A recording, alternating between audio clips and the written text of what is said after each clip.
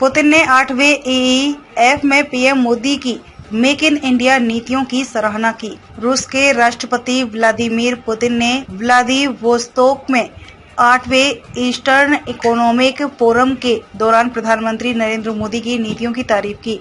Putin ने कहा कि PM Modi make in India कार्यक्रम को बढ़ावा देने में सही काम कर रहे हैं। 8वें EEF में अपने संबोधन के दौरान उन्होंने रूसी निर्मित कारों के संबंध में मीडिया के एक सवाल का जवाब देते हुए घरेलू स्तर पर उत्पादित ऑटोमोबाइल के उपयोग के महत्व पर जोर दिया। पुतिन ने बताया कि पीएम मोदी के नेतृत्व में भारत पहले ही इस संबंध में सराहनीय नीतियों का प्रदर्शन कर चुका है।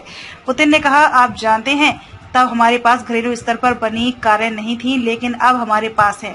यह सच है कि वे मर्सिडीज या ऑडी कारों की तुलना में अधिक मामूली दिखती हैं। इन्हें हमने 1990 के दशक में बड़ी मात्रा में खरीदा था, लेकिन यह नहीं है मुद्दा। मुझे लगता है कि हमें अपने कई साझेदारों का अनुकरण करना चाहिए। उदाहरण के लिए भारत वे भारतीय निर्मित वाहनों के निर्माण और उपयोग पर ध्यान केंद्रित कर रहे हैं।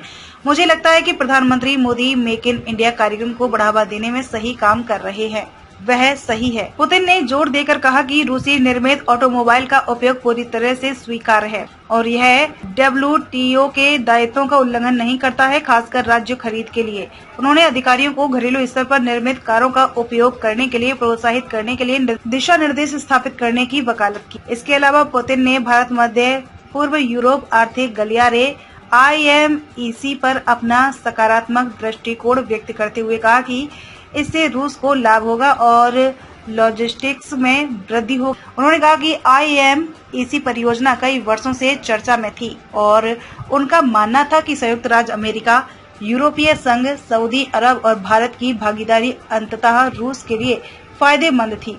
उन्होंने इस बात पर प्रकाश डाला कि यह गलियारा रूस के उत्तर दक्षिण परियोजना के अनुरूप है और इससे कोई बाधा नहीं आती है। उनकी टिप्पणियां नई दिल्ली में G20 शिखर सम्मेलन के दौरान भारत मध्य पूर्व यूरोप आर्थिक गलियारे की स्थापना के लिए एक समझौता ज्ञापन MOU पर हस्ताक्षर के बाद आई। यह ऐतिहासिक समझौता भारत, अमेरिका, संयुक्त अरब अमीरात, सऊदी अरब, फ्रांस, जर्मनी, इटली और यूरोपीय संघ द्वारा किया गया था।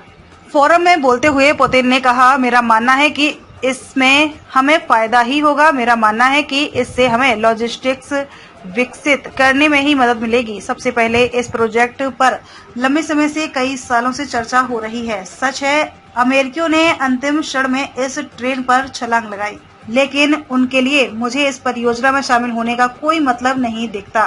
केवल शायद व्यवसाय के हित के दृष्टिकोण से इस बीच माल की अतिरिक्त आवाजाही। यह गलियारा वास्तव में हमारी उत्तर दक्षिण परियोजना का एक अतिरिक्त हिस्सा है। हमारे पास यहाँ कुछ भी नहीं है।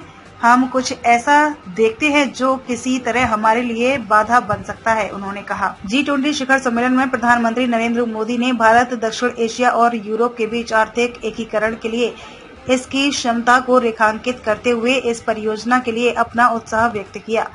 यह भारत, संयुक्त अरब अमीरात, सऊदी अरब, यूरोपीय संघ, फ्रांस, इटली, जर्मनी और अमेरिका को शामिल करते हुए कनेक्टिविटी और बुनियादी ढांचे पर सहयोग पर अपनी तरह की पहली पहल है।